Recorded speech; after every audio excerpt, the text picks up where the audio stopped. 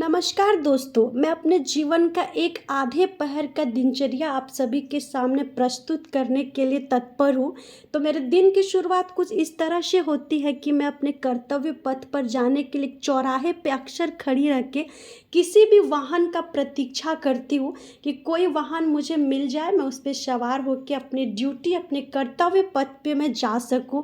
तो ऐसे प्रतीक्षा जहाँ करते उसका नज़ारा कुछ इस प्रकार से होता है। उसे भी मैंने यहाँ छोटी सी क्लिप की तरह कैद किया अपने कैमरे में। फिर मुझे कोई वाहन मिलती है तो मैं उस पे सवार हो जाती हूँ अपने कर्तव्य पथ पर जाने के लिए। और ये जो प्रक्रिया है रोज़ दोहराई जाती है।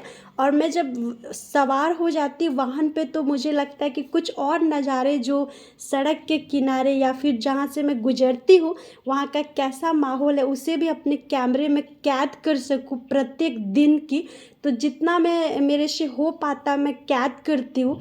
और मुझे लगता है कि ये मेरे जीवन का एक बहुत अहम हिस्सा है, क्योंकि मैं इसे as a duty, as a काम लेती हूँ। तो यहाँ पे मुझे एक वृक्ष भी मिल जाता है तो मैं यहाँ भी इसे अच्छे से एक सर्कुलर मोशन में शूट करने की कोशिश करती हूँ। जितना मेरे से हो पाता है बेहतर से बेहतर तरीके से मैं करने की कोशिश करती हूँ।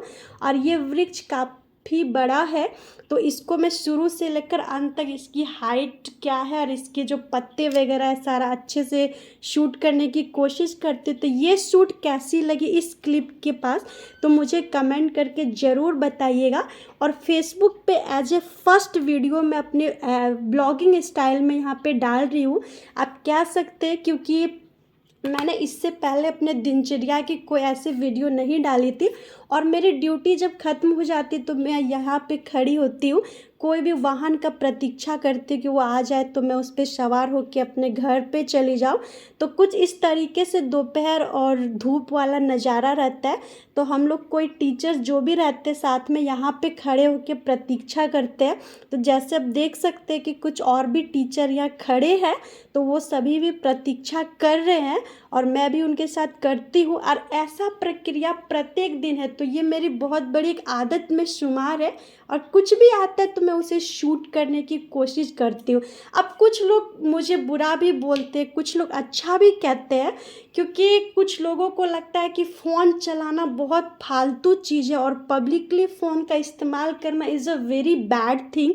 तो मैं यही कहना चाहूँगी कि कुछ लोग ऐसे होते हैं ना, हमारे देश में अलग अलग थॉट प्रोसेस के लोग हैं, जहाँ कि छोटे बच्चे अगर कोई शॉप पे काम करते हैं गरीबी के कारण या फिर किसी वजह से काम करते तो उन्हें लगता है कि ये बच्चा गलत काम कर रहा है, मीन्स कि इलीगल काम कर रहा है, ये बाल अपराध है, बाल श्रम कर रहा है।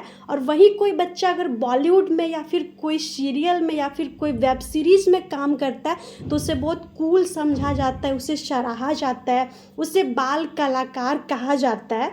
तो ऐसे भी कुछ सभी के साथ होता होगा। तो मुझे भी बहुत सारे लोग बोलते हैं कि ऐसे शूट करना सही नहीं है, लेकिन मुझे कोई फ़र्क नहीं पड़ता है कि लोग क्या बोलते हैं, क्या सोचते हैं।